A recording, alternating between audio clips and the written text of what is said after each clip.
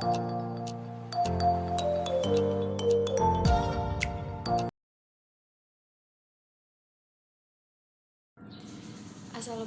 warahmatullahi wabarakatuh. Nama saya Tiara Ayun Hevani, NPM 202200025, mahasiswi Prodi Pendidikan Sejarah semester 2 Universitas Muhammadiyah Metro. Di sini saya akan menjelaskan tentang terjadinya restorasi Kemo, Bakufu Muromachi, keadaan masyarakat dan kebudayaan pada masa pemerintahan Muromachi, Bakufu Edo dan perkembangan sosial budaya pada masa Bakufu Edo. 2. Terjadinya restorasi Kemo. Kaisar Bakufu berusaha memanfaatkan kesempatan dari lembaga Bakufu yang mengalami kemunduran dan menunjukkan kekaisaran terhadap kediktatoran oleh para shogun Hojo.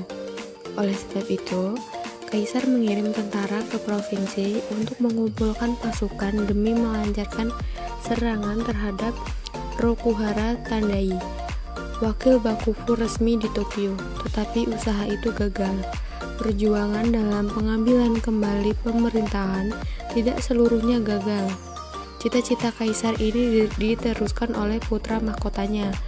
Marinaga mengeluarkan perintah untuk para samurai di provinsi agar membantunya. Pada dasarnya, restorasi ini sangat baik, namun pada kenyataannya tidak terrealisasikan. Dalam banyak hal, para bangsawan dan para samurai sering berselisih paham. Perselisihan ini berkaitan dengan pembagian tanda jasa, sehingga urusan kenegaraan banyak terbengkalai. Pemerintahan ini hanya bertahan selama 2 tahun. 3. Bakufu Muromachi. Bakufu ini didirikan oleh Yoshimitsu. Kedudukan Yoshimitsu selain sebagai shogun juga menjabat sebagai menteri utama. Dengan jabatan ini, ia mengambil bagian dalam kehidupan politik istana. Jabatan penasehat utama bagi shogun yaitu Kanrei, dipegang secara bergantian oleh 3 cabang keluarga Ashikaga, kaum Hosokawa, kaum Hoshiba, dan kaum Otakeyama. Pada masa terjadinya zaman Sengoku, orang-orang Eropa mulai berdatangan ke Jepang untuk yang pertama kalinya. Kemudian dibukalah hubungan dengan bangsa Barat.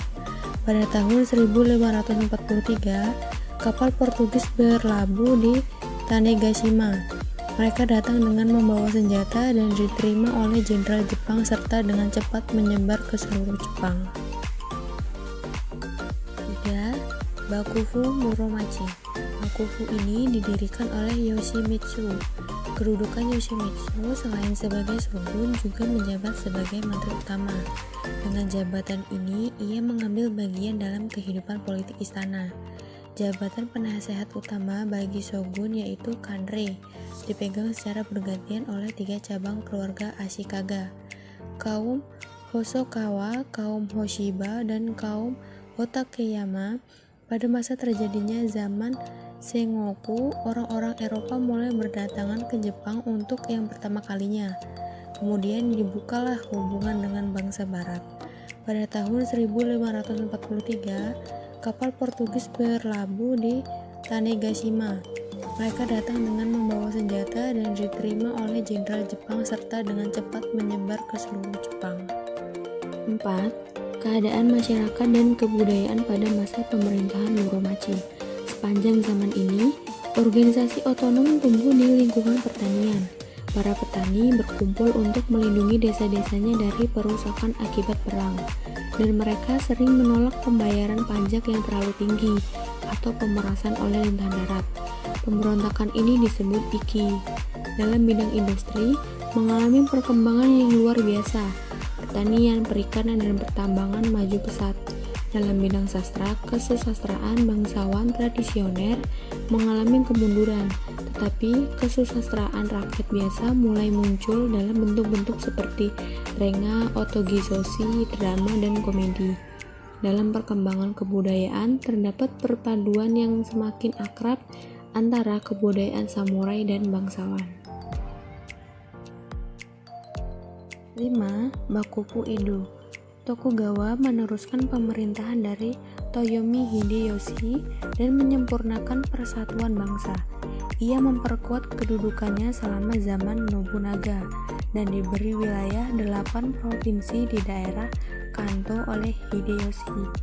Ia membangun kekuatan yang besar di Edo.